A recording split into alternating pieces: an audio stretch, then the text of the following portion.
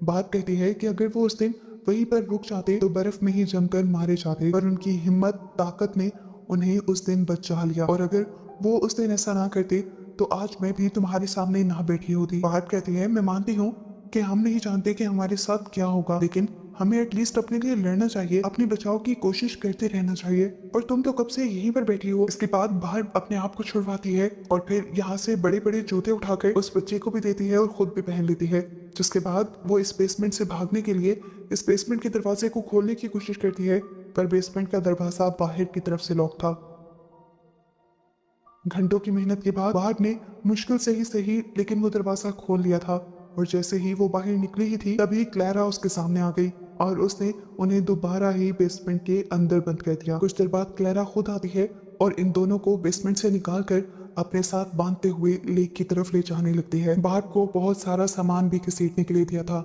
यहाँ आने के बाद वो एक पूरा ऑपरेटिंग सेटअप क्रिएट करती है और बाहर को काम देती है उस बच्चे को टेबल से बांधने का।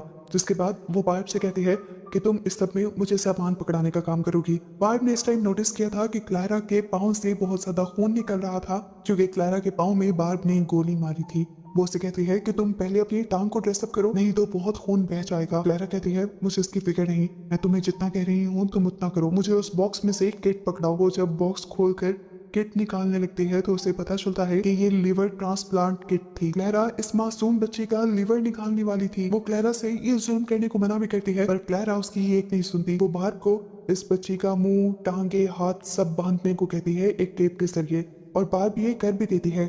और ऐसा करने के बाद क्लैरा बार्ब को शूट कर देती है और लिया की बॉडी पर निशान लगाने लगती है, ये जानने के लिए कि उसका लिवर कहाँ पर होगा। इससे पहले कि वो कोई भी कट लगा देती, हम पीछे से देखते हैं कि बार्ब दोबारा उठ गई थी। उसने उठकर पीछे से ही क्लैरा के ऊपर हमला किया और उसे लिया से दूर कर दिया। यहाँ लड़ते लड़ते क्लैरा ने ही बार्ब को ओवरपावर कर दिया था, क्योंकि वो जवान थी। इस सारी लड़ाई के चक्कर में क्लैरा की गन लैंप पे पड़ जाती है, जिसकी वजह से पूरे टेंट में आग लग जाती है और ये दोनों लड़ते लड़ते टेंट से बाहर भी निकल आते हैं।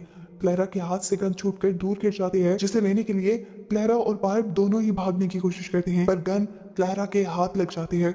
बार्ब उसे रोकने की कोशिश कर रही थी तो इस टाइम क्लैरा के हाथ से एक बुलेट वैसे ही लेक के अंदर चल गई। उसके बाद क्लैरा ने अपने आप को ताकत लगाते हुए फ्री करवा लिया, और जब वो आखिरी मर्तबा बार्ब को गोली मारने लगी तो तब उसे पता चला कि उसकी गन में सारी गोलियां खत्म हो चुकी थी। यहाँ क्लेरा गुस्से में अपनी गन का पिछला हिस्सा ही बार्ब के सर में मार देती है और ऐसे बार्ब का बहुत ज्यादा खून बहने लग जाता है। दूसरी तरफ वो टेंट जहाँ पर उस बच्ची लिया का ऑपरेशन होने वाला था वो पूरी तरह जल गया था। लिया भी उसमें जल ही जाती, पर उसने अपने आप